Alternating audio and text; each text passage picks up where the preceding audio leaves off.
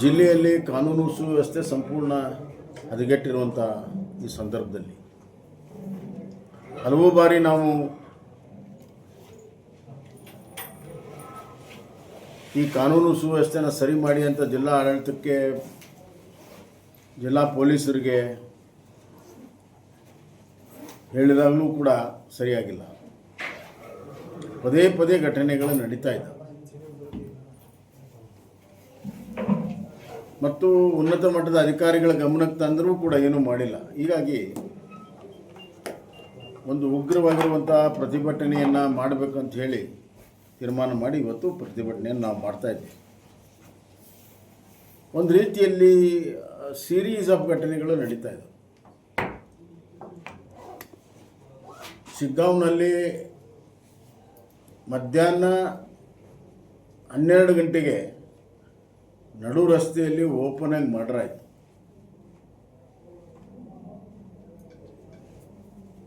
ಅದು ಎಂದೆಂದೂ ಶಿಗ್ಗಾಂವದಲ್ಲಿ ಆಗಿರಲಿಲ್ಲ, ಅಂಥ ಒಂದು ಘಟನೆ ಆಯಿತು. ಎರಡನೇದಾಗಿ ಮೊನ್ನೆ ಹಾನಗಲ್ನಲ್ಲಿ ನರಗಲ್ ಘಟನೆ, ಅದಕ್ಕಿಂತ ಹಿಂದೆ ಗ್ಯಾಂಗ್ ರೇಪ್ ಆದಂಥ, ಗ್ಯಾಂಗ್ ರೇಪ್ನಲ್ಲಿ ಅಕ್ಯೂಸ್ಡ್ ಆಗಿರುವಂಥವ್ರನ್ನ ಬೇಲ್ ಆದಮೇಲೆ ಅವರು ಓಪನ್ ಆಗಿ ಮೆರವಣಿಗೆ ಮಾಡಿದ್ರು. ಏನೋ ದೊಡ್ಡ ಯುದ್ಧ ಗೆದ್ದು ಬಂದಂಗೆ, ಯಾವುದೇ ಭಯನೇ ಇಲ್ಲ. ರಾಣೆಬೆನ್ನೂರಿನಲ್ಲಿ ಅಲ್ಲಿ ಕಸಾಯಿಖಾನೆ, ಕಾನೂನು ಬಾಹಿರಾಗಿರೋ ಕಸಾಯಿಖಾನೆ ತೆಗೀರಿ ಅಂತ ಹೇಳಿದ್ರೆ ಯಾರು ಪ್ರೊಟೆಸ್ಟ್ ಮಾಡಿದ್ರು ಆ ನಮ್ಮ ಬಜರಂಗ ದಳ ಮತ್ತು ಹಿಂದೂರು ಅವ್ರನ್ನೇ ಅರೆಸ್ಟ್ ಮಾಡಿದ್ರು. ರಟ್ಟಿಹಳ್ಳಿಯಲ್ಲಿ ಮರ್ಡರ್ ಆಯಿತು. ಹೀಗೆ ನಿರಂತರವಾಗಿ ನಡೀತಾ ಇದೆ. ಲವ್ ಜಿಹಾದ್ಗಳು ನಿರಂತರವಾಗಿ ನಡೀತಾ ಇದೆ. ಯಾವುದು ಭಯ ಇಲ್ಲ. ಅಪರಾಧಿಗಳಿಗೆ ಕಾನೂನು ಭಯ ಇಲ್ಲ, ಪೊಲೀಸರು ಭಯನೂ ಇಲ್ಲ.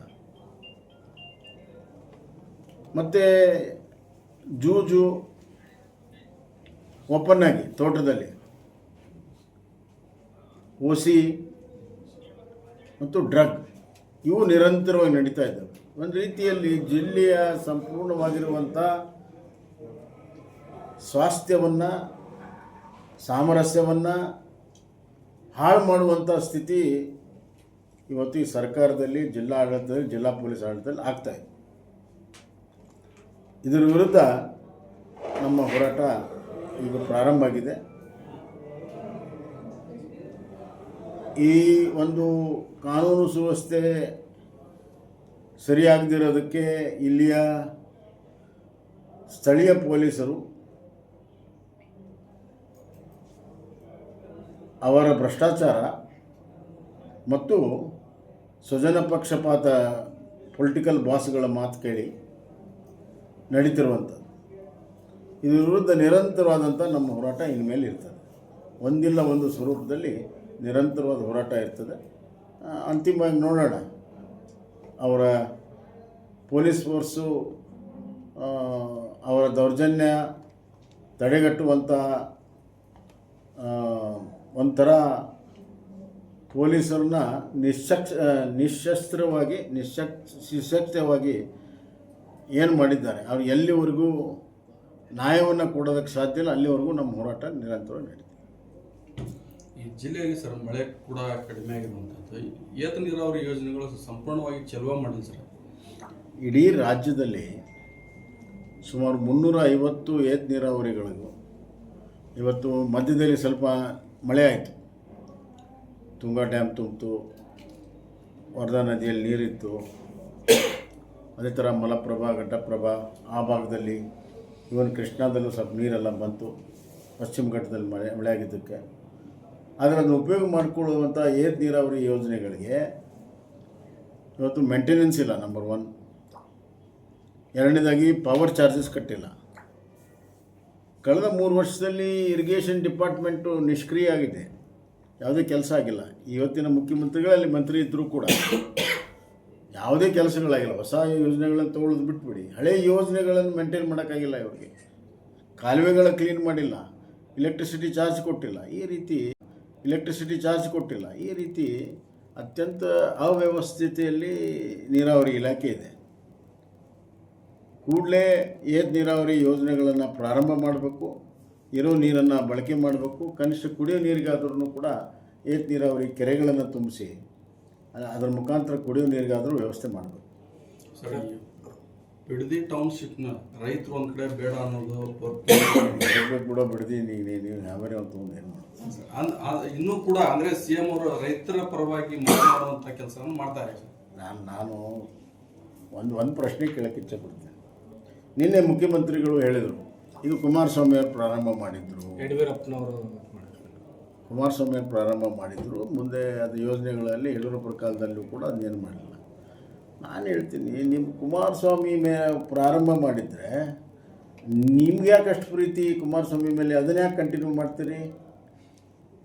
ಕಂಟಿನ್ಯೂ ಮಾಡಬಾರ್ದಾಗಿತ್ತು, ಟೌನ್ಶಿಪ್ಪನ್ನು ನಿಲ್ಲಿಸ್ಬೋದಾಗಿತ್ತು. ನಿಮ್ಮದೇನು ಇಂಟ್ರೆಸ್ಟ್ ಇದರಲ್ಲಿ? ಕುಮಾರಸ್ವಾಮಿಯ ಹೆಸರಿನಲ್ಲಿ ನಿಮ್ಮದೇನು interest? What is your interest? ನಾನು ಕುಮಾರಸ್ವಾಮಿ ಹೇಳಿದ್ದೇನೆ ಮುಂದುವರ್ಸ್ಕೊಂಡು ಹೋಗ್ತೀನಿ ಅಂತ ಹೇಳ್ತೀರಲ್ಲ, ಎಲ್ಲರಿಗೂ ಕುಮಾರಸ್ವಾಮಿನ ಟೀಕೆ ಮಾಡ್ತೀರಿ. ಈ ವಿಷಯದಲ್ಲಿ ಯಾಕೆ ಕುಮಾರಸ್ವಾಮಿನ ಫಾಲೋ ಮಾಡ್ತೀರಿ? What is your interest? ನನಗೆ ಆಶ್ಚರ್ಯ ಆಗ್ತದೆ. ಆದ್ದರಿಂದ ನಿನ್ನೆ ಅವ್ರು ಏನು ಹೇಳಿದ್ದಾರೆ ಅದರಲ್ಲಿ ಭಾಳಷ್ಟು ಕೂಡ ಅವರ ಒಂದು ಇಂಟರ್ನಲ್ ಅಜೆಂಡಾ ಏನಿದೆ ಅದನ್ನು ಮುಚ್ಚಿಟ್ಕೊಳ್ಳೋ ಪ್ರಯತ್ನ ಕೂಡ ಅವ್ರು ಮಾಡಿದ್ದಾರೆ. ಅವ್ರಿಗೇನು ಇಂಟ್ರೆಸ್ಟು? ಯಾಕೆ ಮಾಡಬೇಕು? ಯಾಕೆ ಪ್ರತಿಷ್ಠೆ ತಗೋಬೇಕು? ನಿನ್ನೆ ಆ ಪ್ರೆಸ್ ಕಾನ್ಫರೆನ್ಸ್ ಮಾಡೋಷ್ಟರಲ್ಲಿ ಅಧಿಸೂಚನೆಯನ್ನು ಹೊರಡಿಸ್ತಾರೆ 4,000 ಎಕರೆಗೆ. So what is their interest? ನಾವು ರೈತರು ಬೇಡ ಅಂದರೆ ಬಿಡ್ತೀವಿ ಅಂತ, ಬೇಡ ಅಂದರೆ ಬಿಟ್ಬಿಡ್ಬೇಕು. ಮತ್ತೆ 2 ತಿಂಗಳ ಟೈಮ್ ತೊಗೊಂಡು ಅವ್ರನ್ನ ಒಪ್ಪಿಸುವಂಥ ಕೆಲಸ ಯಾಕೆ ಮಾಡೋಕ್ಕೆ ಪ್ರಯತ್ನ ಮಾಡಬೇಕು? ಇದರಲ್ಲಿ ಏನು ಹುನ್ನಾರ ಇದೆ? What is the interest of this present government and the chief minister to take up that project and complete it? What is their interest? ನೀವು ಟೌನ್ಶಿಪ್ ಮಾಡಬೇಕು, ನಿಜ ಸ್ಯಾಟಲೈಟ್ ಮಾಡಬೇಕು ಅಂತೇಳಿ 30 ವರ್ಷದಿಂದ ಬೆಂಗಳೂರಲ್ಲಿ ನಡೀತಾ ಇದೆ. ನೀವು ಟೌನ್ಶಿಪ್ ಮಾಡಬೇಕಾದ್ರೆ ಗೌರ್ಮೆಂಟ್ ಲ್ಯಾಂಡ್ ಇದೆ, ಅಲ್ಲಿ ನೀವು ಟೌನ್ಶಿಪ್ ಮಾಡಿ. ಈಗಿರುವಂಥ ಮೊಬಿಲಿಟಿಯಲ್ಲಿ ಏನು ಬೇಕಾದ್ದು ಮಾಡ್ಬೋದು. ಅವಾಗಿನ ಮೊಬಿಲಿಟಿ ಇರಲಿಲ್ಲ. ಈಗ ಮೆಟ್ರೋ ಇದೆ, ನಿಮಗೆ ರೈಲ್ ಇದೆ, ರೋಡ್ ಇದೆ, ಕನೆಕ್ಟಿವಿಟಿ ಮಾಡೋಕ್ಕೆ 30 ಕಿಲೋಮೀಟ್ರ್, 50 ಕಿಲೋಮೀಟ್ರ್, 60 ಕಿಲೋಮೀಟ್ರ್ ದೂರದಲ್ಲೂ ಕೂಡ ಟೌನ್ಶಿಪ್ ಮಾಡ್ಬೋದು. ಗೌರ್ಮೆಂಟ್ ಲ್ಯಾಂಡೇ ಇದೆ, ಅಲ್ಲಿ ಮಾಡಿ.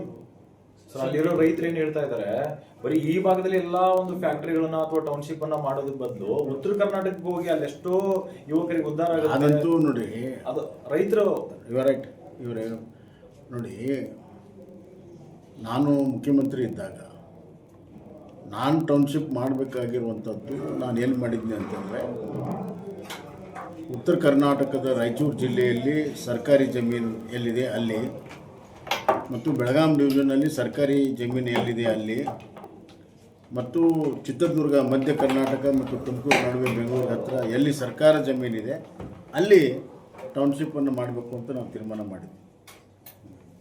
ಅದು ಯಾವುದೇ ವಿವಾದ ಪ್ರಶ್ನೆ ಬರೋದಿಲ್ಲ, ರೈತರ ಜಮೀನು ತಗೋ ಪ್ರಶ್ನೆ ಬರೋಲ್ಲ. ನಮಗೂ ಇಂಡಸ್ಟ್ರಿ ಮಾಡಬೇಕಾದಾಗ ಜಮೀನು ಬೇಕಾಗಿತ್ತು.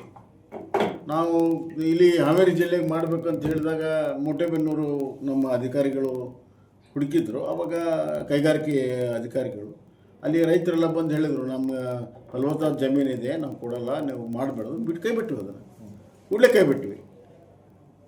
ಆ ಪ್ರಾಮಾಣಿಕತೆಯನ್ನು ಇವ್ರು ತೋರಿಸಲಿ. ಅದನ್ನು ಹಾವೇರಿಗೆ ಮಾಡಿದ್ವಿ ನಾವು, ನಮ್ಮ ಸರ್ಕಾರಿ ಜಮೀನಿತ್ತು ಅಲ್ಲಿ ಮಾಡಿದ್ವಿ, ವಿದೌಟ್ ಎನಿ ಅಕ್ವಿಸಿಷನ್ ನಾವು ಮಾಡಿದ್ವಿ. ಏನು ಬಿಡದಿ ಟೌನ್ಶಿಪ್ ವಿಚಾರದಲ್ಲಿ ಕುಮಾರಸ್ವಾಮಿ ಮತ್ತು ಯಡಿಯೂರಪ್ಪರ ವಿಚಾರ, ಅಣ್ಣಾಜಿ ಅಪ್ಪಾಜಿ ನೀವೇನು ಹಾಕ್ಕೊಟ್ರಿ ಮಾರ್ಗದರ್ಶನದಾಗ ಅದಾಗ ಹೋಗ್ತಾ ಇದ್ದೀವಿ. ಅಣ್ಣಾಜಿ ಅಪ್ಪಾಜಿ ಮಾರ್ಗದರ್ಶನ ಯಾಕೆ ಬೇಕಪ್ಪ? ಇವ್ರದ್ದೇನು ಇಂಟ್ರೆಸ್ಟು? ಅವ್ರ ಕನಸು ನೆನಸು ಮಾಡುವಂಥದ್ದು ಇವ್ರದ್ದೇನು ಇಂಟ್ರೆಸ್ಟು? ಕನಸೊಳಗೆ ಕನಸಿದೆಯಾ ಅಂತ ಕೇಳ್ತಾರೆ. ನನ್ನ ಯಾವುದೇ ವೈಯಕ್ತಿಕ ದುರುದ್ದೇಶ ಇಲ್ಲ ಇದರಲ್ಲಿ. ಅದನ್ನೇ ಹೇಳ್ತಾ ಇರೋದು, ಕನಸೊಳಗೆ ಕನಸನ್ನು ನೋಡಬೇಕು ನೀವು ಪ್ರಶ್ನವರು, ಅವಾಗ ಸಿಗ್ತದೆ. ಇದು ಬೆಳೆ ವಿಮೆ ದೃಢೀಕರಣ ಪತ್ರ ಗೊಂದಲ ಅದನ್ನಾಗಿ ಬರ್ತಿದ್ದೇವೆ. ಮತ್ತು ಈಗ ನಾಳೆ ದಿಲ್ಲಿಗೆ ಹೋದಾಗ ಪ್ರತ್ಯಕ್ಷವಾಗಿ ಶಿವರಾಜ್ ಚೌಹಾಣ್ ಅವರನ್ನು ಭೇಟಿಯಾಗಿ ಆ ಸಮಸ್ಯೆಯನ್ನು ಇತ್ಯರ್ಥ ಮಾಡ್ತೀವಿ.